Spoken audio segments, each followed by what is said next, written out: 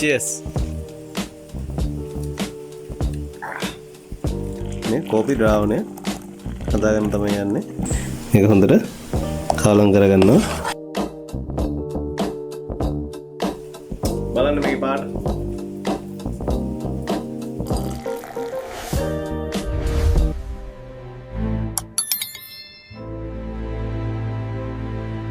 සුබ දවසක් වේවා කියලා ප්‍රාර්ථනා කරනවා ආල් සිදුනාටම. ඉතින් මම අද යන්නේ කෝෆි වලින් රසම රස වයින් එකක් හදාගන්න. ගෙදරදී ඉතාමත් පහසුවෙන් හොයාගන්න පුළුවන් අමුඩෝ කීපයක් තමයි අවශ්‍ය වෙන්නේ. ප්‍රධාන වශයෙන් කෝපි අවශ්‍යයි. ඒක කඩෙන් මිලදී ගන්න පුළුවන්. නැත්නම් ගෙදර තමන්ගේ වත්තේ කෝපි තියෙනම් ඒවා වේලලා කොටලා අරගෙන යොදා ගන්නවා වඩාත් සුදුසුයි. සාමාන්‍ය 1 ලීටරයක් විතර හදන්න කෝපි ග්‍රෑම් 100ක් 150ක් විතර ප්‍රමාණයක් අවශ්‍ය වෙනවා. ඊට අමතරව සීනි ග්‍රෑම් 250ක් විතර සහ මෙහි pH එක පාලනය කරන්න අපිට දෙහි යුෂ හෝ දොඩම් මිෂ භාවිතා ගන්න පුළුවන්. ඊට අමතරව අපිට මේකට කුළු බඩු යොදා ගන්න පුළුවන්. කුරුඳු එනසාල් වැනිලා කරාබොන ඇටි ඒ වගේ කුළු බඩු ටිකක් මේකට යොදා ගන්න පුළුවන්.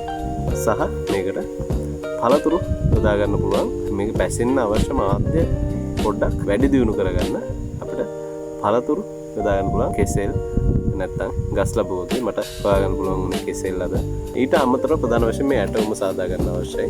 මේක බොහොම පහසුයි. මේ වගේ බෝතලයක් හොයාගෙන ඒකේ තියෙන්නේ සිදුරක් හදාගෙන ඒකට මේ වගේ හાર્ඩ්වෙයාර් එකෙන් ගන්නවා මේ වගේ කෑලි. ඒක හදාගෙන කම් ගාලා සීල් කරගන්න පුළුවන්. සහ මේකට හරියන විදිහට බටයක් හදා ගන්න පුළුවන්. ඉතින් මේ වගේ අම්රෝල් කීපයක් තමයි අවශ්‍ය අපිට කෝපි වලින් වයින් එකක් හදාන්න. තමන් ඔන්න වතුරක් උණු කරගත්තා. මුලින්ම මේ කෝපි ද්‍රාවණය හදාගන්න තමයි යන්නේ. ඉතින් ඒකට මේ කෝපි ටික හොඳට දිය කරගන්න ඕන. සීනි ටික එකතු කරගන්න නිව සිද්ධ කරගන්නවා. සහ මේක හොඳට දිය කරගන්න ඕන. සීනි ටික හොඳට දිය වුණාට පස්සේ මේක අපි කාමර උෂ්ණත්වයට පැමිණෙන එක. ඒ කියන්නේ මේක නිවෙනකන් තියලා තියෙනවා. දැන් ටිකක් මේක කූල් වෙලා තියෙන්නේ. මම මෙතනදී කෙසෙල් ටික නැත්තම් ඔයාලට පුළුවන් පළතුරු ටික බ්ලෙන්ඩර් කරගෙන ඒකට වතුර ටිකක් එක්කව කරගෙන බ්ලෙන්ඩර් කරගෙන ඒ ටික මේකට එක්කව කරගන්න පුළුවන්.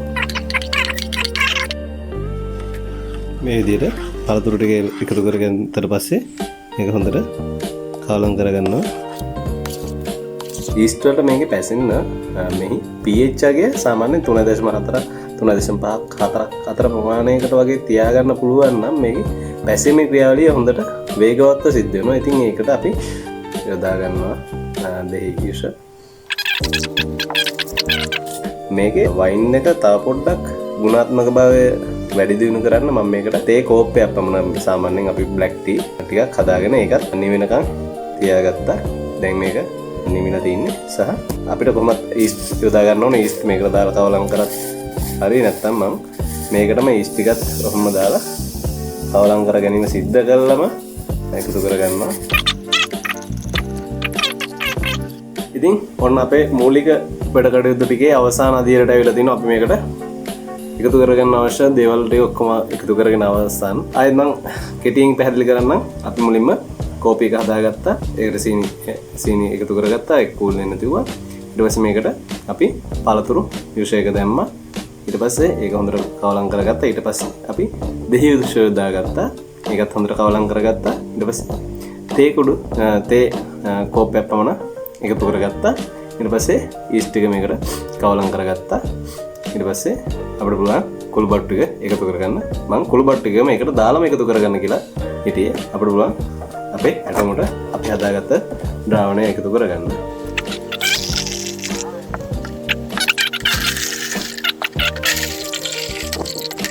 මේ විදිහට එකතු කරගෙන අපිට අවශ්‍ය ප්‍රමාණයට ජලය යොදා ගන්න පුළුවන්. අපි ලීටර් දෙකක් හදන්නේ. අපි මුලින්ම උණු වතුර ටිකට ලීටර් දෙකම එකතු කරගත්තේ නැහැ. ඉතින් අවශ්‍ය ප්‍රමාණයට ජලය එකතු කරගන්න පුළුවන්. ගොඩාක් එකතු කරගන්න යන්නත් එපා. අවශ්‍ය ප්‍රමාණයට එකතු කරගන්න.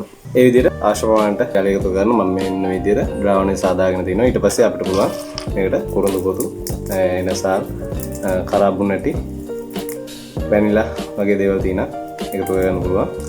මේකේ පැසීමේ ක්‍රියාවලිය කලින් තේ වයින් එක හැදුවා වගේ නෙමෙයි. මේකේ පැසීමේ ක්‍රියාවලිය අපි අදියර දෙකකට සිදු කරන්නේ. ඉතින් පළමු පැසීමේ ක්‍රියාවලියේදී අපි මේක හොඳට සීල්ලෙන් වහගන්නවා. ඉතින් මෙතන සිදුරක් තියෙන නිසා මම රෙදි කැල්ලක් තියලා වහගෙන ඒක උඩින් මෙහෙම තද කරගන්නවා. මේක සාමාන්‍යයෙන් දවස් 5ක් 6ක් විතර මේ විදිහට අපි කියලා තියෙන අතරගේ සෑම දවසකම මේක කවලම් කර ගැනීම සිද්ධ කරගන්න ඕන.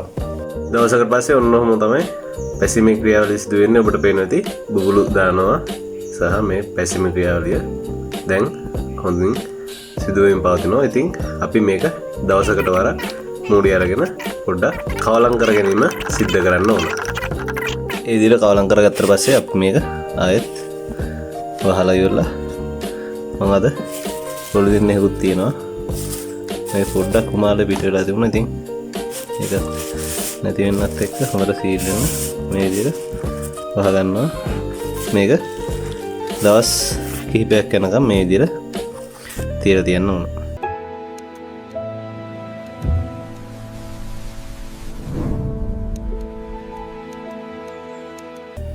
හොඳයි මේ වෙද්දි අපේ පළමු පැසීමේ ක්‍රියාවලිය ඉවරලා තියෙනවා. ඒ කියන්නේ ඒක අපි අඳුරගන්නේ මේකේ බුබුලු ඉහළින් වෙන වේගය දවස් 6ක් 7ක් විතර යද්දි අඩු වෙනවා. දැන් දවස් 7ක් පමණ වෙනවා. ඉතින් මේකේ බුබුලු පිට වෙන ශීඝ්‍රතාවය අඩු වෙලා තියෙනවා. එතකොට අපි තේරුම් ගන්නවා මූලික පැසීමේ ක්‍රියාවලිය ප්‍රමාණවත් දැන් දෙවන පැසීමේ ක්‍රියාවලියට යන්න පුළුවන් කියලා. මූලික පැසීමේ ක්‍රියාවලිය මේක සම්පූර්ණයෙන්ම වහලා තමයි සිද්ධ කරේ. ඉතින් දෙවන පැසීමේ ක්‍රියාවලියට යද්දි අපි මේක ඇත්තටම මේකේ පල්ලෙහා මේ අපි මේ කරගත්ත කෝපි කුඩු අනම්මන ඒ ටික යට තැම්පත් වෙලා තියෙනවා. අපි ඒ ටික ගන්න නැතුව මේකේ තියෙන ද්‍රාවණය වෙනම ගන්නවා සහ මේකේ තියෙන පහසුවෙන් එන ටික අරගෙන අනිත් ටික එහෙම මේකේ තැම්පත් වෙලා තියෙන ටික එහෙම තින්න දීලා දෙවෙනි පැසීමේ ක්‍රියාවලියට යනවා. දෙවෙනි පැසීමේ ක්‍රියාවලියේ වෙනසකට වෙන්නේ මේකට බටේ ආදේශ වෙන එක තමයි.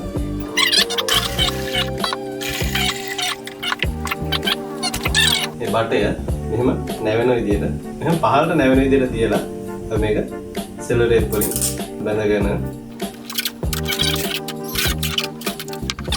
ඇටොම සාමාන්‍ය සති 2ක් 3ක් පමණ මේකේ පැසීමේ ක්‍රියාවලිය වුණාට තියලා ඉන්න අතුරු අපිට පානය සඳහා යොදා ගන්න පුළුවන්.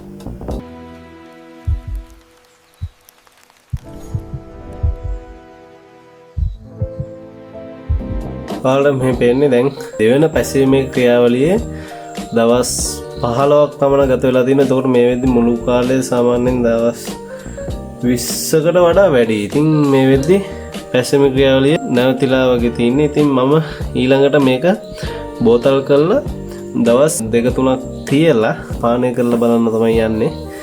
හරි ඉතින් අපි මේ වයින් එක හදලා ගොඩාක් දුෂ්කර කාර්යයක අවසාන අදියරට තමයි ඇවිල්ලා තින්නේ. මේ තියෙනවා ආලා කොෆි වයින් එක. ඉතින් දවස් 25ක් විතර ගියා මේක හදාගන්න. මූලික පැසීමේ ක්‍රියාවලිය දවස් 7ක් සිද්ධ කරා. අනතුරුව දවස් 14ක් පමණ දෙවන පැසීමේ ක්‍රියාවලිය කරා. ඒතකොට දවස් 21ක්. ඊට පස්සේ මම ඒක කපු රෙදි කෑල්ලකින් ඒක පෙරාගෙන ඉන්න අනතුරුව බෝතල් එකකට දාලා සාමාන්‍ය දවස් 2-3ක් තිව්වා. ඒකේ අර මේකේ තියෙන කුඩු එහෙම යට තැම්පත් වෙනවා. අනතුරුව තමයි මම මේ නැවතත් මේක අරගෙන ඉන්නේ. මේකට සාමාන්‍යයෙන් ඉතින් සම්පූර්ණයෙන් දවස් 25ක් විතර දැන්ට ගත වෙලා තියෙනවා.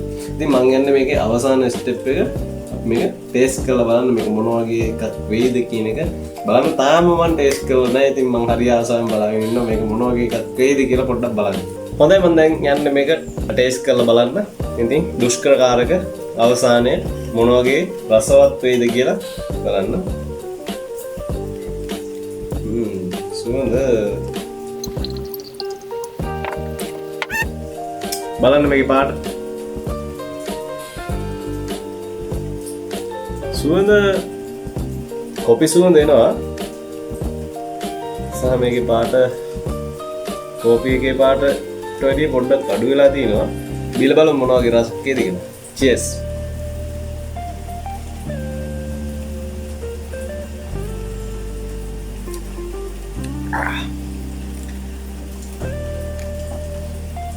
ඇත්තටම මම මීට කලින් කොෆි වයින් බීලා තිනවා.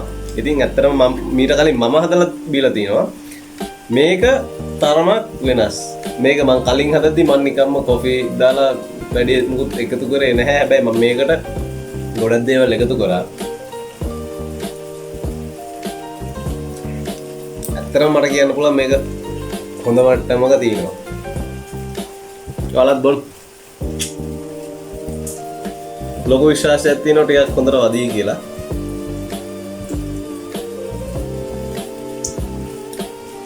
ඇත්තට මේක මේ වගේ රසක් එන්න මං හිතන්නේ බලපාන ප්‍රධාන සාධකයක් විදිහට අපි මේක බොඩි එක හදාගන්න ගොඩක් දේවල් එකතු කරා පළතුරු ඒ වගේම තේ එකතු කරා කුළුබඩු යොදාගත්තා කුරුඳු එනසාල් ඒ වගේ දේවල් එකතු කරගත්තා. ඉතින් මේක මේ රසට බලපාන තවත් එක සාධකයක් වෙන්නේ නැති අපි එකතු කරගත්ත දේවල්. ඉතින් මේක ඉතාමත් හොඳ මට්ටමක තියෙනවා. ඊට අමතරව මේ වෙයි මම කලින් කියලා දී තේ වයින් එක හදාගෙන ඉද්දිත් ඒ වීඩියෝ එකේදීත් ඉතින් මේකේ මෙතනෝල් සෑදීම ගොඩාක් දුරට අඩු මට්ටමක තියෙන ගොඩාක්ම අඩුයි. ඉතින් සාමාන්‍යයෙන් මේක හානි වෙන්න පුළුවන්. සාමාන්‍යයෙන් මේ ලීටර් 10ක් 15ක් එක දවසක මිනිස්සු බිව්වොත් හානියක් වෙන්න පුළුවන්. අපේ ස්නායු පද්ධතිය අර අපේ ඇස්පනීම දුර්වල වෙන ඒ වගේ දේවල් තමයි වෙන්නේ. සාමාන්‍යයෙන් ඉතින් අපේ වතුරවත් අඩුම ලීටර් 10 15ක් බොන්නේ නැහැ. වතුර ලීටර් 4ක් බොන්නෙත් බොහොම අමාරුයි. ඉතින් මේවා ලීටර් 10 15ක් වෙන්නේ නැහැ. ඉතින් බෙහෙවින්ම ස්තුතියි මගේ වීඩියෝ එක ඉවරන ගන්න අරගුවාට. ඉතින් මේ වගේ වටිනා කියන රසවත් පානයන් සහ තේවගව ආශ්‍රිත දැනුම ඔයාලත් එක්ක නිරන්තරයෙන් බෙදා ගැනීමට මම ඉදිරියට බලාපොරොත්තු වෙනවා. ඉතින් ඔයාලා තාමත් මගේ channel එක subscribe කරලා නැත්නම් දැන්ම subscribe කරන සහ bell button එක click කරන්න. එතකොට මම වීඩියෝ එකක් දාපු ගමන් ඔයාලට notification එකකින් ඒක දැනුම් දෙනවා. ඉතින් ගොඩාක් ස්තුතියි නැවත වරක්. ඉතින් එහෙනම් අපි තවත් වීඩියෝ එකකින් හමු වෙමු. ආයුබෝවන්.